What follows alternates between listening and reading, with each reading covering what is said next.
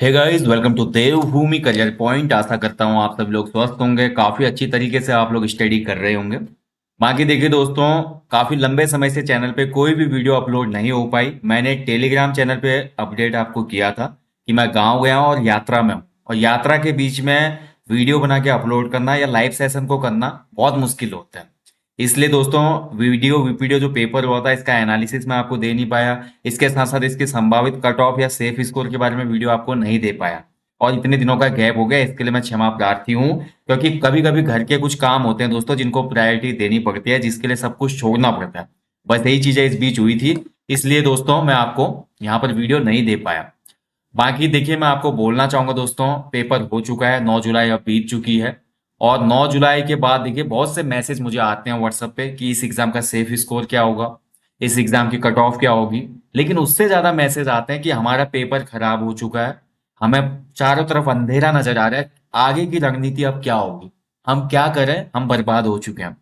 तो देखिए, मैंने एग्जाम से पहले कई बार बीच की वीडियो में आपको बताया है, कोई भी एग्जाम जिंदगी से बड़ा नहीं है। जिंदगी का एग्जाम सबसे कठिन एग्जाम होता है दोस्तों, जहां पर आपको दूसरा मौका या री एग्जाम भी नहीं मिलता। इन पेपरों में री एग्जाम का मौका मिल जाएगा बेशक, इसकी वेटिंग भी आ जाएगी बेशक, लेकिन जिंदगी में कोई वेटिंग भी नहीं आती और साथ ही री एग्जाम भी नहीं होता। जिंदगी की परीक्षा सबसे कठिन है। तो इसलिए दोस्तों, प्रतियोगी परीक्षाओं में पदार्पण करने का जो फैसला था ये आपका अपना था। मैंने तो नहीं धकेला आपको, आपके बगल वाले ने तो नहीं धकेला आपको। आपने अपने अंदर से डिसाइड किया था कि मैं मेहनत करूंगा, पढ़ाई करूंगा, प्रतियोगी परीक्षाओं को क्रैक करके मैं अपने माँ बाप की गरीबी को दूर करूंगा, या समाज में एक प्रतिष्ठित पद पाके मैं अपने आप को साबित करूंगा। तो ये आपका अपना डिसीजन है, और अब आप अपने ही डिसीजन के खिलाफ जाते हो एक पेपर खराब होने के बाद। इससे पता चलता है कि आप अंदर से बहुत कमजोर हो। आप बहुत कमजोर हो अपने लक्ष्य के प्रति, क्योंकि आपको छोटी बाधा में ही लक्ष्य और अपने बीच में अंतर आ रहा है। तो आपका लक्ष्य बिल्कुल गलत है। भाई पेपर खराब हो जाता है, मैं हमेशा बोलता हूँ 90% आपका पेपर में मेहनत होती है, 10% लक होता है। ठीक है। और जिस दिन आपका ये संयोजन बैठता है उसी दिन आपका एग्जाम क्रैक होता है। और कई बार ये 10% लक वाला संयोजन नहीं बैठ पाता, या कई बार 90% मेहनत में भी कुछ कमी रह जाती है। तो ये संयोग बैठने के लिए दोस्तों एक दिन आता है। वो दिन तब आता है जब आप बहुत कठिन परिश्रम करते हैं, कंटिन्यूटी बना के रखते हैं और अपने आप पे विश्वास रखते हैं। और सबसे मेन चीज, उत्तराखंड में कोई भी जॉब पंचवर्षीय योजना के हिसाब से कम नहीं है। हर जॉब पंचवर्षीय योजना के अंतर्गत आती है। तो उतना पेशेंस कर पाना अपने आप में ही बड़ी बात है, और जो इतना पेशेंस करता है उसको निश्चित सफलता मिलती है। तो भैया ये आपका अपना डिसीजन है। पेपर खराब हो गया तो उसको भूलिए। अतीत को याद करना, वर्तमान और भविष्य को खराब करना है, तो अतीत हो गया है अब 9 जुलाई, उसको आप भूल जाइए। जिनका पेपर अच्छा हुआ वो आगे की ज्वाइनिंग के लिए तैयारी कीजिए, जिनका पेपर खराब हो गया वो आगे की भर्तियों के लिए, जो अभी यूके ट्रिपल एससी के पास अधियाचन है, साथ ही उत्तराखंड लोक सेवा आयोग की अभी कुछ वैकेंसीज निकलने वाली हैं, तो आप उन पे फोकस कीजिए। और इस एग्जाम में कहाँ पर कमी रही, क्योंकि पूरा ही पेपर यहाँ पर देखा जाए दोस्तों तो थोड़ा एनालिटिकल प्रवृत्ति का पेपर बनाया गया इस बार, जिसमें टाइम मैनेजमेंट कर नहीं पाए बहुत से अभ्यर्थी। तो ऐसे पेपरों के लिए भी प्रिपेयर रहना पड़ेगा। पेपर बहुत ज्यादा कठिन नहीं था, पेपर मॉडरेट था।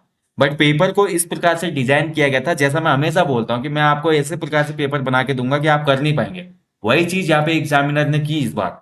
उसने एक मॉडरेट पेपर को ही इस प्रकार से डिजाइन किया कि आप टाइम मैनेजमेंट कर ही नहीं पाए। बहुत से अभ्यर्थी इसके लिए मेंटल प्रिपेयर थे ही नहीं मेंटली, तो दिक्कत हो गई ना। तो ये चीजें कभी कभी क्या करती है, आपका एग्जाम को मतलब सामान्य एग्जाम को भी कठिन कर देते हो, और बहुत से अभ्यर्थियों के साथ ऐसा ही हुआ है। तो इसमें आपको घबराने की आवश्यकता है नहीं। जिनका एग्जाम खराब हुआ है वो आगे की एग्जाम के लिए फोकस करें, क्योंकि प्रतियोगी परीक्षाओं में आने का डिसीजन आपका अपना है।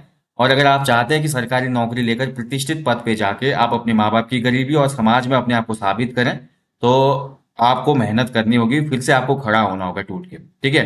देखिए 2 साल 1 साल बर्बाद होता है। आप कल ही मैंने एक पोस्ट डाला था कि इसरो का जो चंद्रयान 2 था 2019 में फेल हुआ, तो इसरो के साइंटिस्ट ने भी तो मेहनत की 4 साल, और चंद्रयान 3 को कल लॉन्च किया। क्या गारंटी है उसकी, जब तक 40-45 दिन तक वो पहुंचेगा नहीं, जब तक वो सॉफ्ट लैंडिंग करेगा नहीं चंद्रमा के सरफेस में, तब तक तो उनकी दिल की धड़कन है और उनका मेंटली प्रेशर आप जान सकते हो। आपको तो केवल एक दिन हुआ जिस दिन पेपर देने गए, 1 साल की मेहनत थी। उसके बीच में भी तो एग्जाम आए ना, आपने कई एग्जाम दिए, आपने पटवारी का एग्जाम दिया, फॉरेस्ट गार्ड का दिया, पुलिस कांस्टेबल का दिया, कनिष्ठ सहायक का दिया।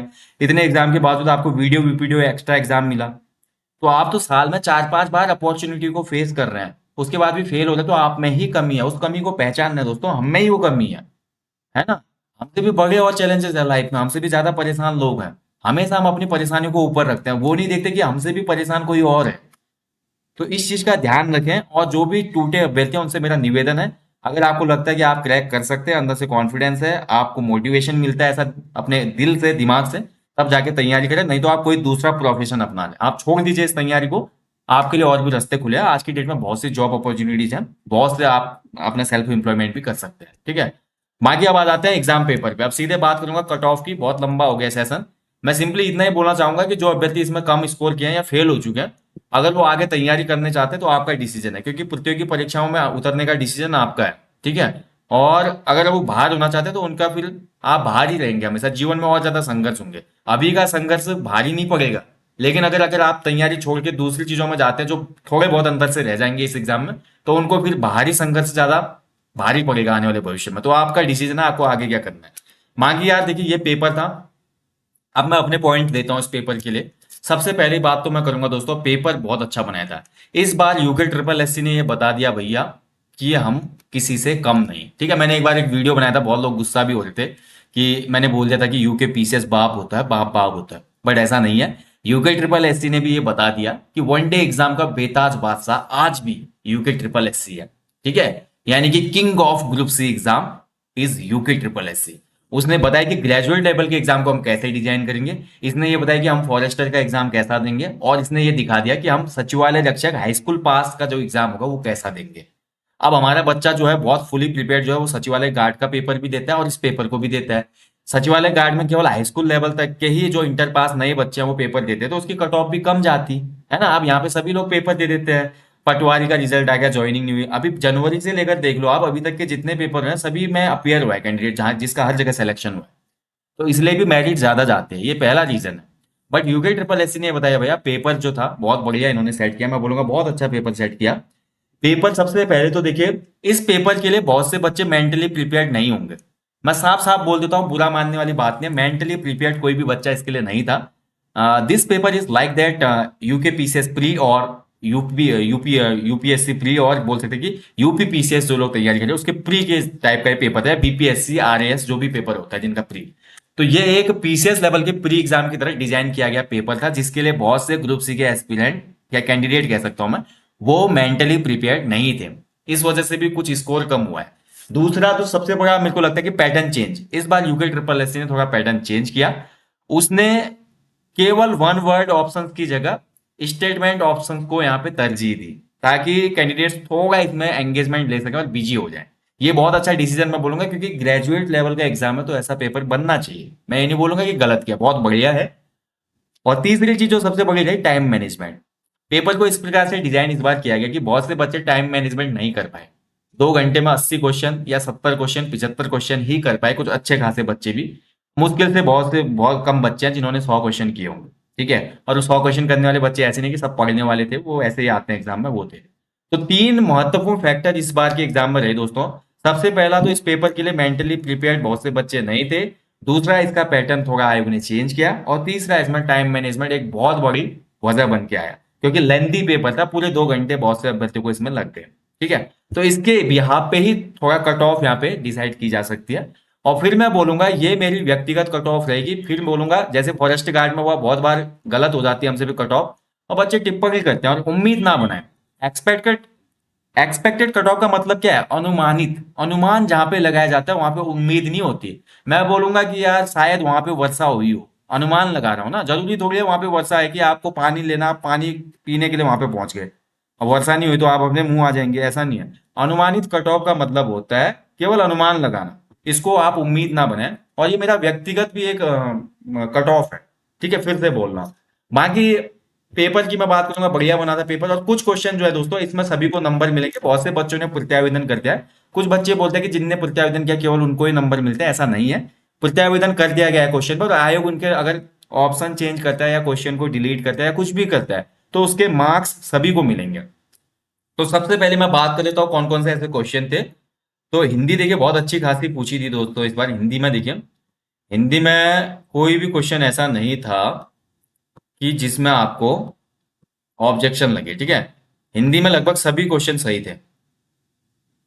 ठीक है, हिंदी में सभी क्वेश्चन सही थे, कोई नहीं। कुछ बच्चे बोल रहे थे निरोग, निरोग बिल्कुल सही था। निरोग ऐसा ही होता है भैया, शुद्ध रूप। ठीक है, आप सदैव निरोग रहे बोलते हैं। सिय वदन सम हिमकर नाही, इसका प्रतीप अलंकार कोई दिक्कत नहीं है, बिल्कुल सही है। ठीक है, बाकी सभी क्वेश्चन सही है इसमें। उसके बाद आते हैं दोस्तों रीजनिंग का क्वेश्चन आता है। रीजनिंग में दोस्तों, रीजनिंग में एक क्वेश्चन गलत है। ये देखिए टेस्ट सीरीज में भी आपको दिया था मैंने 27, ये तो मुंह जबानी। ये वाला क्वेश्चन यहाँ पे आयोग ने इसका गलत उत्तर दिया है, ऑप्शन ए दिया जो कि गलत है। इसका उत्तर हो जाएगा ऑप्शन बी। ठीक है, इस पे प्रत्यावेदन किया गया। अब आयोग देखिए इसको एक्सेप्ट करता है नहीं करता है, क्योंकि रीजनिंग की ऑथेंटिक बुक मिलना या स्टैंडर्ड बुक से प्रत्यावेदन करना मुश्किल होता है। बट जो भी हमारा वेन आरेख बनेगा, वेन डायग्राम जो बनेगा बिल्कुल सही है। दोपहर का भोजन ही हो गया बाहर वाला। कुछ बच्चों ने आलू लिया, कुछ बच्चों ने टमाटर लिया। दोपहर का भोजन करने वाले मांसाहारी बच्चे भी आए थे, लेकिन उन्होंने कुछ नहीं लिया, तो वो अलग से हो जाएंगे। तो ऑप्शन बी इसका बिल्कुल सही है, इसमें कोई भी डाउट नहीं है। एक क्वेश्चन तो ये भैया बोनस नंबर जोड़ दो आप लोग। ठीक है, एक इसमें भी थोड़ा डाउट है। अब देखिए आयोग इसमें क्या करता है, ये क्वेश्चन भी थोड़ा डाउटफुल है। लैंग्वेज भी इसकी सही नहीं थी, इस वजह से मैं बोलता हूँ कि क्वेश्चन हो सकता है कि आयोग इसको डिलीट करे, बट कंफर्म नहीं कह सकता। बाकी ये क्वेश्चन सही था। इसके बाद देखिए इस क्वेश्चन में थोड़ा आयोग ने शायद इसका आंसर ऑप्शन ए या डी दिया है, मुझे पता नहीं है कि कौन सा सेट है। ठीक है, इसका क्वेश्चन आंसर का जो है ये सही उत्तर है इसमें। 1945 का जो अधिनियम था दोस्तों, इससे 6 राज्यों में द्विसदनात्मक व्यवस्था की गई थी। ठीक है, तो ये हमारा डी ऑप्शन सही था। आयोग ने इसका शायद अलग दिया है, तो क्वेश्चन ये हो सकता है, बोध भी हो सकता है उत्तर, जो आयोग ने दिया वो भी और ये डी वाला जिन्होंने किया है। तो ऐसे में भी मार्क्स मिल जाएंगे, जिन्होंने इसको भी किया है, जो आयोग का आंसर है वो भी किया है। और डिलीट होगा तो सबको आंसर मिल जाएंगे। बाकी यार खाद्य सुरक्षा जाल में भी सभी चीजें आती हैं। पब्लिक डिस्ट्रीब्यूशन सिस्टम, एफसीआई भी आता है इसमें, integrated child development services, mid day meals भी। इस क्वेश्चन में भी कुछ लोग बोले थे डाउट है, प्रत्यावेदन तो किया है बहुत लोगों ने, देखिए क्या बोलता है इसमें। बाकी आगे बढ़ते हैं। अगला जो क्वेश्चन था जिसमें आयोग से आंसर थोड़ा गलत है। ठीक है, अगला जो क्वेश्चन था तो ये सही क्वेश्चन था। देखिए कितना अच्छा पेपर बनाया था। पेपर उतना कठिन नहीं था, बट पेपर में जो स्टेटमेंट वाला सीन किया था ना, ये पीसीएस पेपर की तरह, इससे टाइम मैनेजमेंट और थोड़ा जो थिंकिंग प्रोसेस है, आदमी एंगेज हो जाता है। तो थोड़ा टाइम मैनेजमेंट नहीं हो पाता, दूसरा थोड़ा कंफ्यूजन रहता है इससे। ठीक है, थोड़ा इस क्वेश्चन में भी जहां तक आयोग ने इसका शायद आई थिंक एक ही दिया है, ऑप्शन 4। बट इसका दोस्तों और भी ऑप्शन इसमें असत्य होंगे। ठीक है, तो ये भी लग रहा है कि हो सकता है इसका आंसर चेंज हो। बाकी और कोई क्वेश्चन है? ठीक है, बाकी तो लगभग ठीक ही थे जीएस के क्वेश्चन। अनुसूची वाले क्वेश्चन में भी कुछ डाउट था, देखिए क्या होता है। यूआरएल वाला क्वेश्चन देखिए दोस्तों, यूआरएल में ये सभी चीजें होती हैं। यूआरएल वाला क्वेश्चन उपलब्ध नहीं है, बोला domain name, file name, IP address, protocol, everything जो होती है इसमें, सब चीज जो होती है यूआरएल में प्रेजेंट रहती है। तो ये क्वेश्चन डिलीट होगा मेरे को लग रहा है। बाकी इसके अलावा सैनिक विद्रोह ये ठीक ही है, उसमें कोई गलत नहीं है। और मलारी वाला भी देखिए कुछ लोग बोले थे सही है ये। मेगालिथिक ब्यूरियल जो मिले हैं ये सही है इसमें। ठीक है, मलारी से जो पहला रिलेट करेगा। मैंने आपको हमेशा बोला जो सिमिलर आंसर जब होते हैं, ऑप्शन होते हैं, तो उसमें जो सबसे ज्यादा सुटेबल होता है उसको चूज किया जाता है। ठीक है। हाँ, बाकी देखिए और कोई क्वेश्चन देखिए, इसका आयोग ने बोले कि 1 और 2 दिया है, बट ये 3 भी है, बट ऐसा कहीं मुझे मिला नहीं। 1 और 2 ही इसका सही है। कृषि बैंक और सार्वजनिक पुस्तकालय, ये नरेंद्र शाह ने स्थापित किया था। ठीक है, कोटी बनाल वाला क्वेश्चन भी बिल्कुल सही है, जो हमारे पटाल वाले घर होते हैं। और इसके अलावा एक दो क्वेश्चन और हैं जिसमें गलती है। इस पर प्रत्यावेदन लग चुका है, ऐसा ना सोचे, प्रत्यावेदन लगा है तो सबको मिलेगा। ठीक है, तो कोई भी क्वेश्चन आपको लग रहा है कि जो गलत हुआ है, इसमें आपको मिल जाएगा नंबर।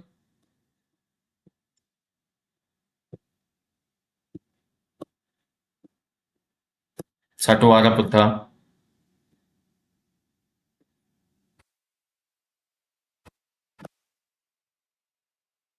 ये क्वेश्चन अच्छा पूछा गया था। देखिए, कल्याण पाल किस गैर सरकारी सरकारी संगठन एनजीओ से संबंध है? Pan Himalayan grass root development foundation. हाँ, ये क्वेश्चन बोला जा रहा है कि इसमें केवल 1 2 3 दिया है आयोग ने इसका उत्तर, है ना। आयोग ने 1 2 3 दिया है, जबकि इसका आंसर होना चाहिए पुलिस पटवारी व्यवस्था। ट्रेल ने नहीं की थी, ट्रेल ने केवल पटवारी व्यवस्था की थी। पुलिस पटवारी आपका विलियम माफ कीजिएगा हेनरी रैमजे ने की थी। पटवारी व्यवस्था केवल ट्रेल नहीं की थी। तो 2 3 4 सही होगा इसका, 2 3 4 ऑप्शन बी होना चाहिए। अगर ये दिया है आयोग ने तो ये गलत है, तो फिर इसको चेंज होगा आंसर। ठीक है, और ये किले वाला क्वेश्चन में भी कुछ गलती है। बैराट किला पिथौरागढ़ गलत है, विशाल किला भी गलत है, मानिल किला गलत है।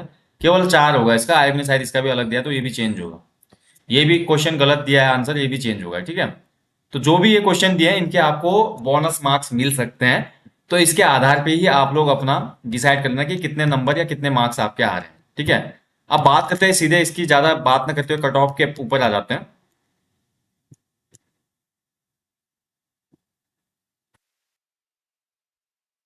ठीक है, तो कट ऑफ की अगर बात करते हैं दोस्तों, तो जो एक्सपेक्टेड कट ऑफ रहेगी, ये फिर से मैं बोल रहा हूँ व्यक्तिगत कट ऑफ है मेरी। ऐसा नहीं कि मैं बहुत पारंगत हूँ या बहुत दूरदर्शी हूँ, सब चीजें जितना भी अपना अनुभव है उसके आधार पे मैं एक कट ऑफ आपसे शेयर कर रहा हूँ। तो जहां तक मुझे लगता है दोस्तों, जनरल जो बॉयज है इनकी जो कट ऑफ रहने वाली है इस एग्जाम की, जनरल बॉय की कट ऑफ मेरे हिसाब से रहेगी, मैक्सिमम बात कर रहा हूँ मैं दोस्तों, मिनिमम जो कट ऑफ बात कर रहा हूँ, मिनिमम ये कट ऑफ रहने वाली है आपकी 68 तक। ठीक है, 66 से 68 तक रहने वाली है। मान लो जैसे वीडियो के लिए पोस्ट है तो 68 तक ही रह सकती है, और वीपीडीओ के लिए 66 तक रह सकती है। ठीक है, जनरल बॉयज की। वहीं ओबीसी की मैं बात करूं तो ओबीसी की ये कट ऑफ रह सकती है, 2 नंबर कम कर लो तो 64 और 66। पैरेलली चलती है वैसे ओबीसी की जो कट ऑफ है, आपने देखा होगा कि हमेशा जनरल के आसपास ही रहते हैं, क्योंकि ओबीसी पूरा उत्तराखंड ही ओबीसी है, पूरा उत्तराखंड आधा ओबीसी है, कोई उसमें वो है ही नहीं, तो इसलिए ओबीसी सेम ही रहते हैं। फिर भी ये एक उम्मीद है कि इतने तक जा सकती है ओबीसी की कट ऑफ। वहीं बात करता हूं मैं एससी की, तो एससी की जो कट ऑफ है, एससी की कट ऑफ रह सकती है आपकी 62 से 64, 62 वीपीडीओ के लिए और 64 जो है आपकी वीडियो के लिए। ठीक है, और वहीं एसटी जनजाति की मैं बात करूं तो जनजाति की जो कट ऑफ रह सकती है वो 64 से 66। और वहीं अगर हम बात करते हैं ईडब्ल्यूएस की, तो ईडब्ल्यूएस को थोड़ा बेनिफिट मिलता है भाई, वेरिएशन ज्यादा रहता है ईडब्ल्यूएस का, आपने देखा होगा पिछले एग्जाम में, तो 63 से 65। पीएच कैंडिडेट्स की मैं बात करता हूं, तो जो फिजिकली चैलेंज्ड हैं अगर इसमें पोस्ट है उनके लिए, तो लगभग 60+ जो भी हमारे अभ्यर्थी हैं भैया वो आप लोग सेफ हैं। डीएफएफ भी भाई 60+ जो है सेफ है। और ऑर्फन जो है भैया, ऑर्फन की मैं एक अनुमानित बोल रहा हूँ, 60+ भी इसमें भी सेफ है, बट ये कम भी हो सकती है। ठीक है, कम भी जा सकती है। तो इतना अगर आपका स्कोर है दोस्तों, केवल बॉयज के लिए मैं बता रहा हूँ, जो गर्ल्स हैं वो 1-2 नंबर कम कर लेना हर कैटेगरी में। गर्ल्स के लिए मैं बोलना चाहूंगा हर कैटेगरी में 1-2 नंबर अपने कम कर लेना। ठीक है, देखिए अलग से मैंने कट ऑफ बनाई नहीं इसलिए बोल रहा हूँ। तो गर्ल्स जो है अपने हर कैटेगरी में जो गर्ल्स हैं वो इस दिए गए कट ऑफ से 2 नंबर कम कर लेना आप, हर कैटेगरी में 2 या 3 नंबर। ठीक है, तो ये भैया अपनी कट ऑफ है। और जहां तक मुझे लगता है अनुमानित जो कट ऑफ है मेरी तो यही है। जनरल अगर आप बॉय हैं तो वीपीडीओ के लिए 66 और वीडियो के लिए 68।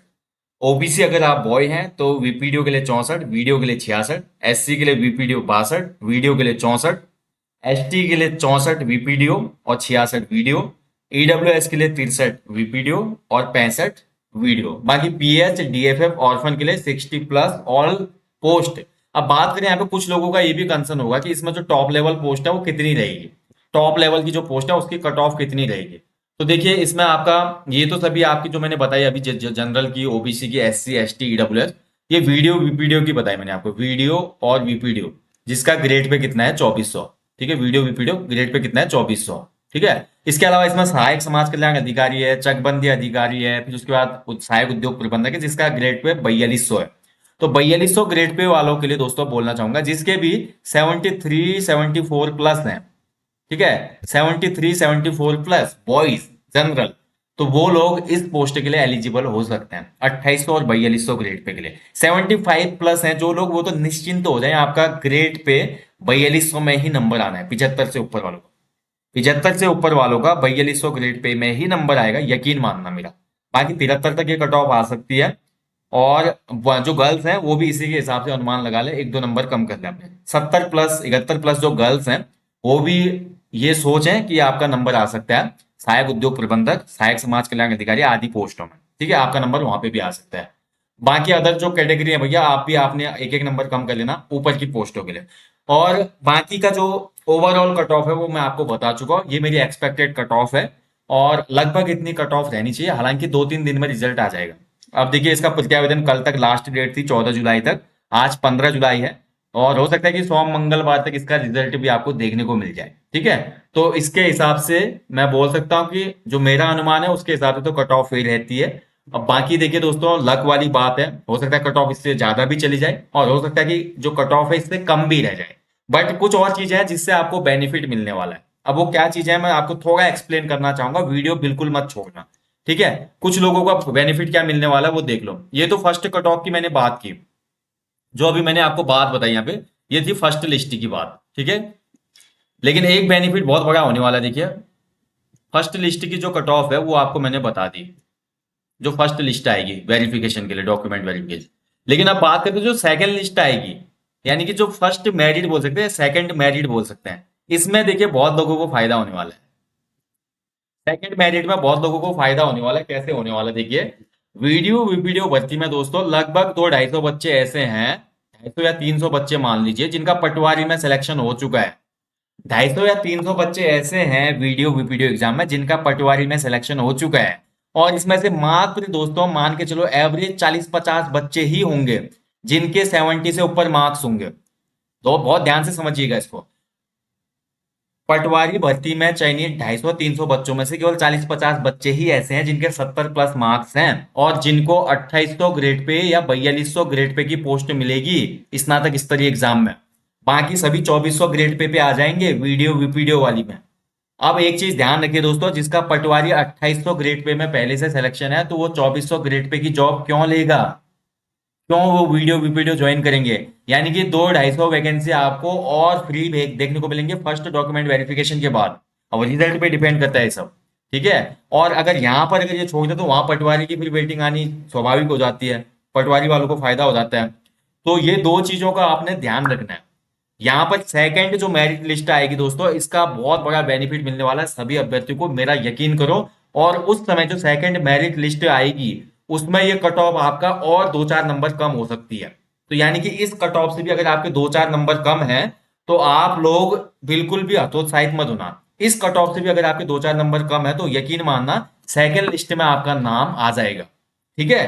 तो बाकी उम्मीद रखिए, लेकिन मैं हमेशा बोलता हूं उत्तराखंड में जब तक आपका ज्वाइनिंग लेटर नहीं आता तब तक किसी भी एक एग्जाम के भरोसे मत बैठिए, किसी भी एक। अब देखिए 250-300 पटवारी वाले हैं और कल ही 247 अभ्यर्थियों की ज्वाइनिंग हुई है किसमें, उत्तराखंड पुलिस दूरसंचार। 20-30 बच्चे इसमें भी होंगे, 20-30 बच्चे इसमें भी होंगे जिन्होंने वीडियो का एग्जाम दिया होगा। लेकिन तब तक ये यहाँ ज्वाइन कर लेंगे, तब तक ये यहाँ पे ज्वाइन कर देंगे हेड कांस्टेबल में, 2400 grade pay, same grade pay है, ठीक है। अब ट्रेनिंग में एक बार चले गए तो आना मुश्किल हो जाएगा, तो यहाँ से भी वैकेंसीज आपको मिल जाएंगी। तो बहुत सी वैकेंसी सेकंड लिस्ट के लिए खाली होंगी और यूके ट्रिपल एससी ने एग्जाम कराया तो सेकंड लिस्ट आनी ही है। तो जिन लोगों का भी जो मैंने कट ऑफ बताई, इन कट ऑफ से 2-4 नंबर पीछे हैं, तो वो लोग अभी भी उम्मीद रखें कि आपका सेकंड लिस्ट में हो सकता है। लेकिन आगे के एग्जाम पे फोकस रखें और हमेशा दोस्तों ये कोशिश करें कि कोई बात नहीं, इस एग्जाम में फेल हो गया तो कोई दिक्कत नहीं, नेक्स्ट एग्जाम में इससे बेहतर करूंगा, इसी उम्मीद के साथ अपने आप को जिंदा रखें। क्योंकि हर चीज उम्मीद पे कायम है, अगर उम्मीद ही खत्म हो जाएगी इस दुनिया में तो कोई भी आदमी काम करना छोड़ देगा, ठीक है। तो उम्मीद से पूरी दुनिया कायम है और अपने आप पे भरोसा रखना सीखो। एक एग्जाम आपका करियर डिसाइड नहीं करता, आपका फ्यूचर डिसाइड नहीं करता। मैंने बहुत से बच्चे ऐसे देखे जो पिछले एग्जामों में फेल हुए लेकिन उन्होंने बड़े एग्जाम निकाल के अपने आप को प्रूव कर लिया। मैंने ऐसा बच्चा भी देखा जो पुलिस कांस्टेबल में फेल हुआ लेकिन अभी लोअर पीसीएस का उसका मेंस क्लियर हुआ है। मैंने ऐसे बच्चे भी देखे जो फॉरेस्ट गार्ड एग्जाम में नहीं निकल पाए लेकिन पटवारी में उसने टॉप किया है। कैसे?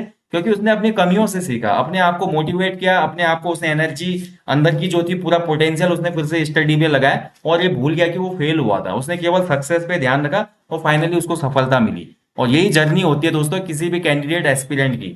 आपको हमेशा अपने मन के मुताबिक चीजें नहीं मिलती, कभी कभी लाइफ आपको सरप्राइज देती है और उस सरप्राइज को फेस करने के लिए आपके अंदर गट्स होने चाहिए। वो आपका सक्सेस का भी सरप्राइज हो सकता है और आपका फेलियर का भी हो सकता है। तो आप किसके लिए बने हो या आप पे छोड़ता हूँ, ठीक है।